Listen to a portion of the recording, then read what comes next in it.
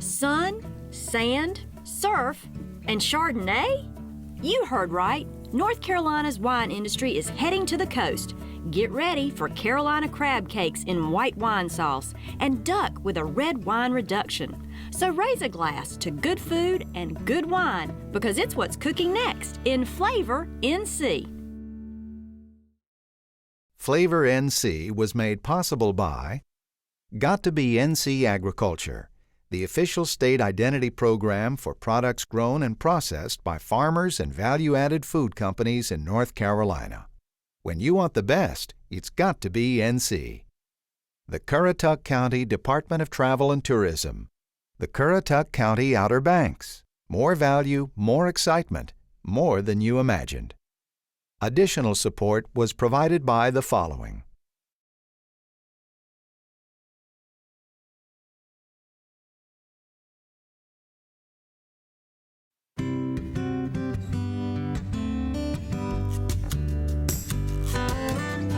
There's no Main Street, no zip code, and you won't find it on a map. But our place is just as real as every mouth-watering morsel grown, raised, or harvested in North Carolina. Welcome to FlavorNC, the heart and soul of local food.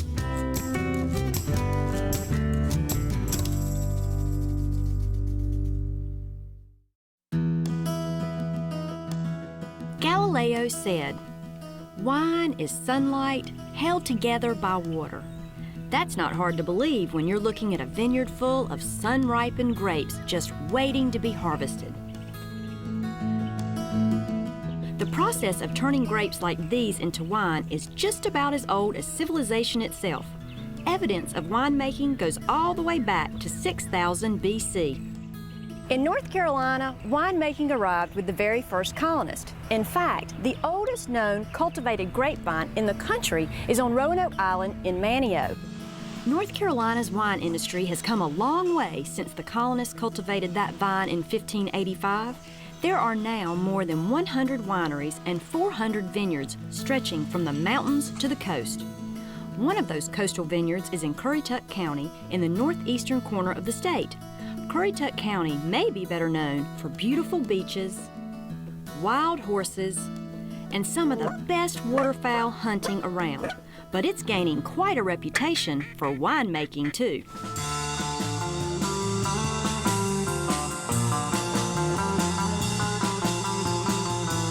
And for what is happily known as the weekly acoustic Wine Down. It's held every Thursday evening during the summer to celebrate Currituck's very own Sanctuary Vineyards. Locals, tourists, kids, even the family dog, all mix and mingle under the pines in Jarvisburg. I ask you, what could be better than grabbing a plate of barbecue, sitting back with a glass of wine, and just enjoying the moment? Acoustic Sunset, and in fact Sanctuary Vineyards, is the brainchild of the Wright family. For 7 generations, the Wrights have been farming in Currituck County. In 2002, they added wine grapes to their traditional corn and soybean crops. 12 acres are devoted to 9 different varieties of wine grapes. If you're wondering why it's called Sanctuary Vineyards, well, just look around. The vines are surrounded by farmland, beautiful marshes, and the Sound, which means this place really is a sanctuary in every sense of the word. Well, sometimes we have to replant. John Wright grew up here and is the latest generation to carry on the family's farming tradition. He's in charge here at Sanctuary Vineyards. We're down here at the coast, which I didn't realize you could have a vineyard down at the coast. Explain to me how you're pulling that off with your grapes. So traditionally, the coastal plain has grown muscadines. And vinifera were grown in the mountains. A lot of the reason for that being your soil type. The grape's most important contributing factors are what's under the ground and what's above it. Underneath the soil here, underneath the grass, we have loamy sand. There's no clay. This soil that we're on is a narrow sand ridge. It's a prehistoric sand ridge. The ocean used to exist above us, and when the ocean drew back out during ice ages, and it did this several times, it coursed over the soils here and created a really fine sediment. The soils here are extremely well drained. We are very close to the ocean, which helps to moderate the temperatures. And lots of regions in Europe and throughout the world thrive on having their grapes growing near a large body of water. So the soils are well drained, but we have to irrigate often because we're on a mixture of sand. So unlike the clay that you would see in the mountains, Right. here sometimes we're at a deficit for water, which is unusual. We do receive a lot of rain from hurricanes and tropical storms. However, that rain drains very quickly. Right, it's too much too fast. Also, being here at the coast, do you grow a certain variety of grape that perhaps other people across our state can't grow? Well, we like to grow varieties that are from the Rhone Valley of France. The reason being, our climate mirrors that of the Mediterranean basin. So lots of heat, lots of available sunshine, loose, well-drained soils. So grapes like Syrah and Viognier and Roussanne are grapes that we grow, as well as Tempranillo and grapes from the south of Italy like Aglianico. Whatever the reason, sandy soil, ocean breezes, or just plain hard work, Sanctuary Vineyards has thrived. On the day I stopped by, John and his staff were just starting to harvest the first grapes. Okay, John, how do you know when these grapes are ready to be harvested? So the grapes can be measured by any number of factors, whether it's the sugar or the pH or the total acidity. You can also break them open and then you can look at the seeds. The seeds need to be a little brown in order to show that the grape is physically matured. If the seeds were all green, they wouldn't be quite ripe yet. We look for a little bit of brown in the seeds.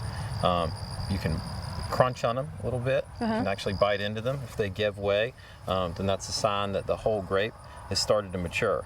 But we can also measure them with a refractometer, which is a really simple device. Even though it sounds like it's not. You want to try one? Yeah. Okay, so we'll pick one grape off. We'll squeeze a little bit of juice on here. We'll close the lid down. And then we look up into the sun. And what are you looking for? Well, inside there's a little gauge that tells us what percentage of sugar is in the grape. Soluble solids. And once we know what the sugar is and we like the amount of sugar that's in the grape, then we know that it's going to yield the best wine with the appropriate amount of alcohol. Okay. So when the grape's got about 20% sugar, Right. it's going to make a wine with about 11% alcohol.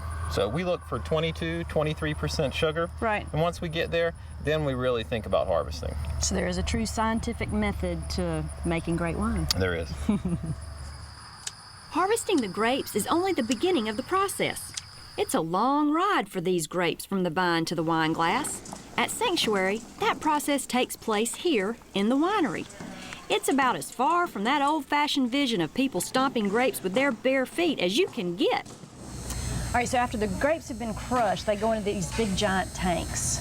Yes. What's the process that's going on in here? So inside the tanks, we ferment the grapes, both red and white. We look for long, cool fermentations to maximize the fruitiness, also to build the structure in the wine, to build up the tannins and to give a good body. Okay, is there a difference in how you do that between a red and a white?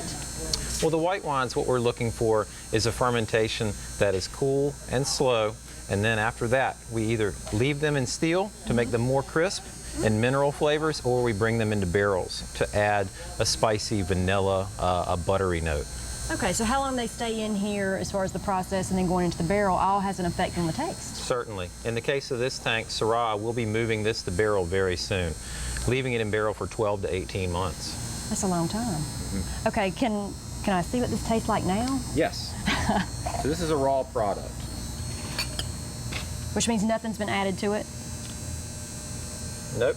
Well, it's going to go into the barrel soon and it will smooth out a lot of the flavors, but right now it's very immature.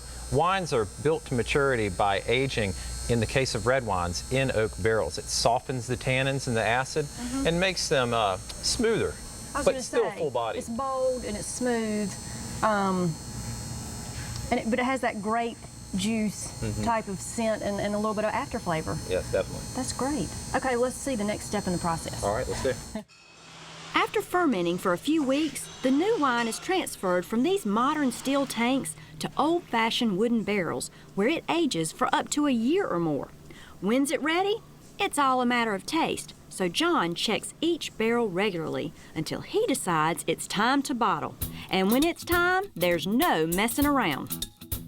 All right, Lisa, you ready to bottle some red wine? Yeah, show me what to do. Okay, so we got to keep doing this fast. So we grab the bottles, move them in, take these, grab 2 more, grab 2 more. All right, so it's a quick process. Yeah, we've done 50 cases so far, and there's only 650 more. Okay, we can get that done. All right. Grab you 2 more. Okay. All right, now you got to get these out. Well, I'm thinking this first one we can do it together. All right. Okay, you got to break for a second. Okay. All right, now, honestly, when this is done and they go through the corking and that sort of thing and they're boxed up, are they done? Do they sit here for a while? Are they ready for shipping? Do they still need to age? We put them in cold storage for a few months. They go through bottle shock, okay? What's bottle shock? After wines have been bottled, they go from being in a large tank to being in a really small bottle. They need time to acclimate to being in a smaller container. Okay, so they're not quite done. The flavors aren't as pronounced, bold, and fruity right after they've been bottled. Okay. All right, well, I don't know that I'm ready to help bottle all those cases, but, you know, I well, it's your job now. Gosh.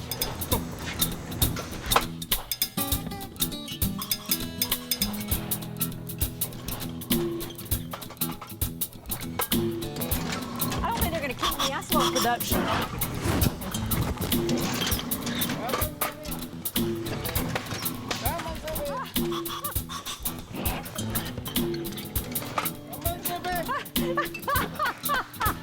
I think it's going to take longer than usual for the wine bottled by me to get over its shock. A steady stream of wine lovers stops by the Sanctuary Vineyard's tasting room to sample all the different wines John makes. Each has its own flavor and personality. To me, it's one of those great mysteries. How do such simple ingredients, grapes, sugar, and a little yeast, turn into something so completely different and delicious? Now, as we all know, the cardinal rule is to always cook with wine you would like to drink. So, of course, I turned to Benjamin Beasley of BJ's Carolina Cafe in Jarvisburg. The restaurant was a little busy, so we met at a friend's house to cook up some delicious recipes.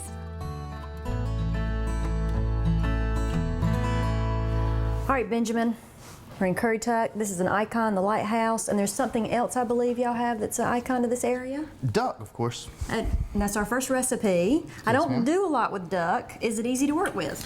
It can be easy to work with. We're going to do a fairly simple recipe today involving just duck breast. Usually, our wild duck around here we cook is a little difficult to work with, but I think we should do it good today with ours. All right, what's the name of this recipe? It's just a rosemary roasted duck, and we're going to start by singeing it out in a pan. But to start with first, you need to score the top of this fat right here just a little bit. Nice crosshatch pattern, yeah. So it's not too tough, especially when we have our wild duck that we kill here in Currituck. It's a little tough if you don't score it. Does that also help with the seasoning? Yes, ma'am, it does. It helps get the seasoning down into the fat, which is all the flavor, of course. And after we get a little cut going on like that, we want to season it. A little bit of garlic on top. Rub it in here on both of them. Salt and pepper.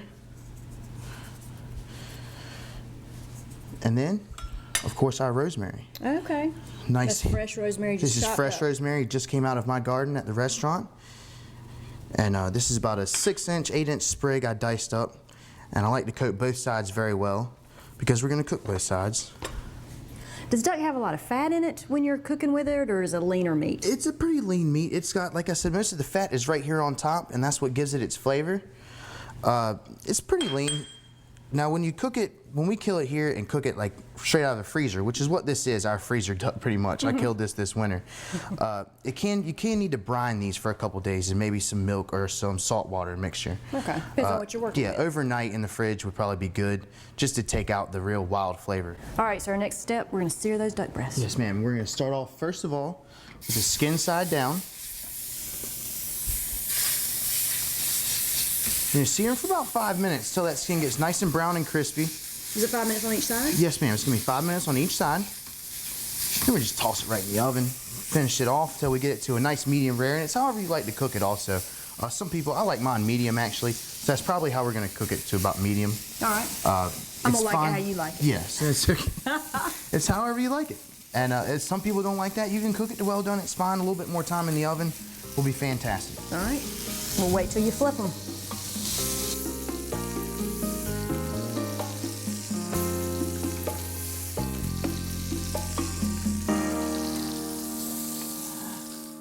All right, Lisa, these are brown on both sides now. They're looking really good. They do look good. Yes, they do. They're pretty well to a good rare. And now all we're gonna do is, I'm gonna flip them right back over just to get that fat side crisping up. Just a little bit. Then we're gonna throw them right in the oven. All right, sounds good to me. Leave them in the oven for about 5 or 10 minutes.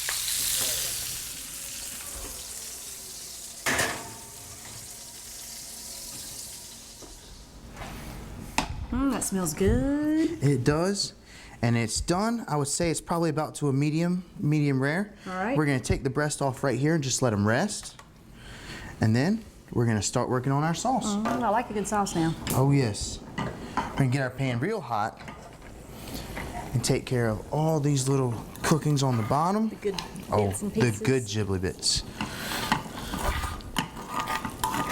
All right, so we're basically kind of deglazing the pan. Yes, we're about to deglaze. And it's got a lot of grease in here, so you kind of want to be careful pouring the wine directly into it because it's going to pop a little bit. All right. Now that we're getting nice and warm. What kind? We're doing red wine? Yes, and this is actually a local wine. It's the Wright Brothers Reserve from Sanctuary Vineyards right down the street here in Currituck.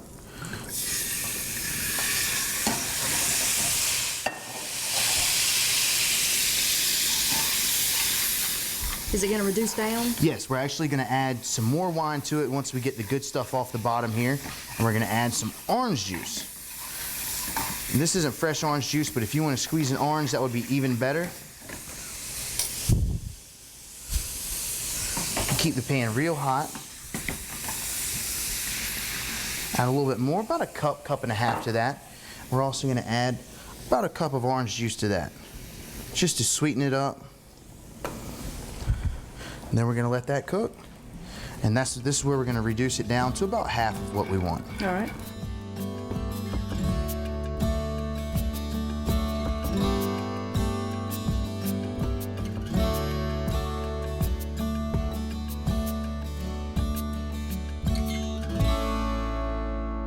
We've got our beautifully sliced duck. Our sauce is ready. Yes, Plate it our up. sauce is ready. We're going to pour this right over top of each piece of our sliced duck breast. There we are. A little bit of plate decoration, and we are ready to eat. Benjamin, it's beautiful. It's rich and juicy and succulent. The red wine adds a great flavor to the duck anytime you cook a duck.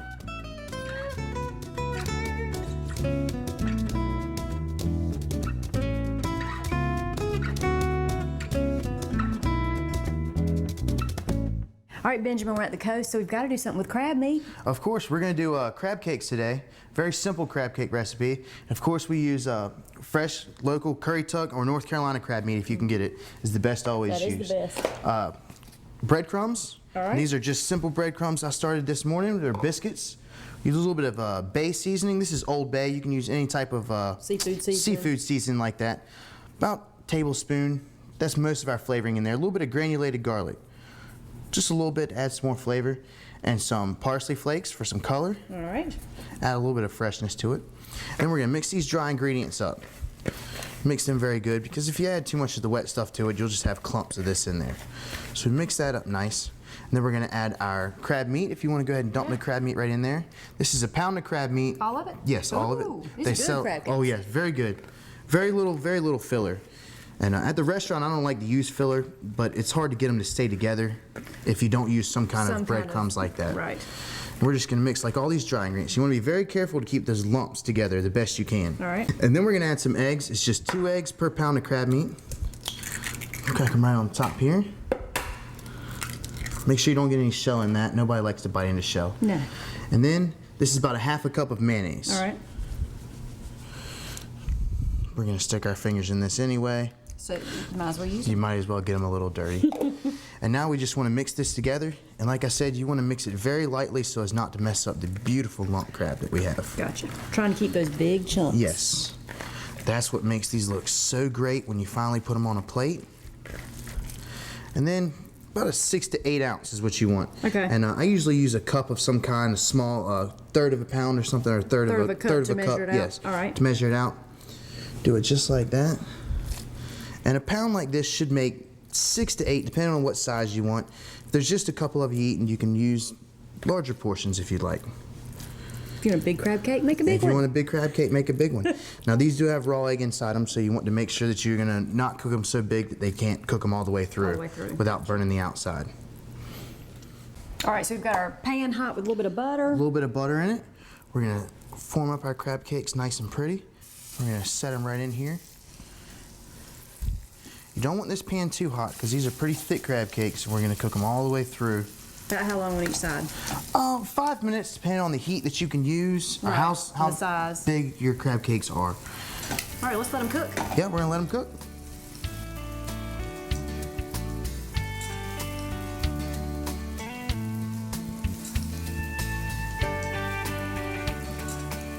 All right, so our crab cakes are ready. Our crab cakes are ready.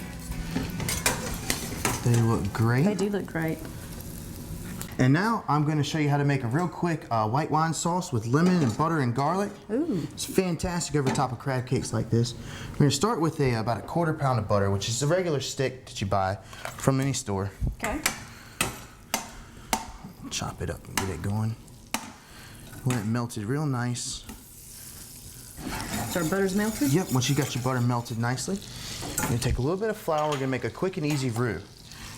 I do like a roux. A little bit of flour will do us. It is a great base. Like I said, a little bit will do. Once you get that mixed in nicely. Yes.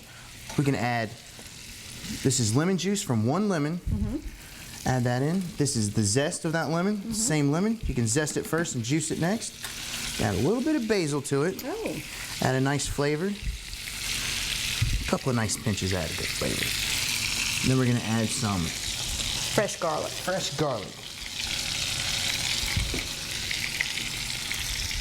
Depending on how much you like the garlic, depending on how much you put in there. Nice teaspoon or tablespoon will look good.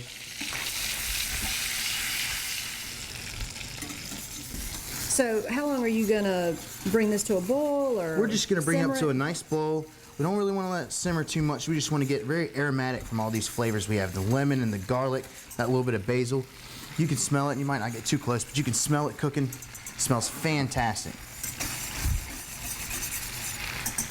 All right, is it time for our finishing touch, the white wine? Yes, it is. Add about 2 cups of the white wine to this. We're going to crank our heat on up. There we go, a little bit more wine, never hurt it.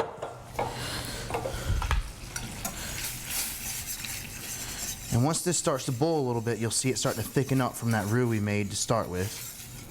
Once our sauce is thick, we are Once ready it's to thick, eat you're some ready crab to cakes. eat. Yes, you are. They're going to be fantastic. It's thickened up, Benjamin. Are we ready to It's slate? thickened up just right the way we want it.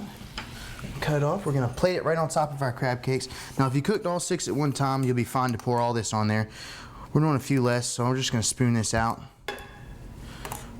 Smells fabulous.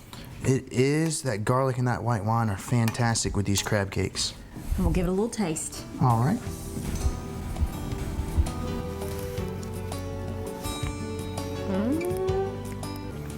I like that it's not too much breading, full of crab meat, and you're right, that white wine lemon butter sauce pairs perfect with it. It is fantastic. Robert Louis Stevenson said, "Wine is bottled poetry." I love that idea. It's so simple, yet oh so true. So raise a glass of North Carolina's best to your favorite poet, be it red or white or rosé. I'm Lisa Prince, and I'll see you next time right here in FlavorNC.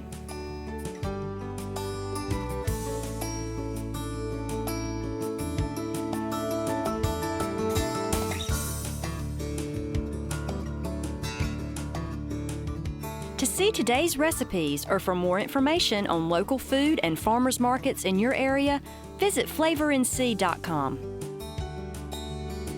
FlavorNC was made possible by Got to Be NC Agriculture, the official state identity program for products grown and processed by farmers and value-added food companies in North Carolina.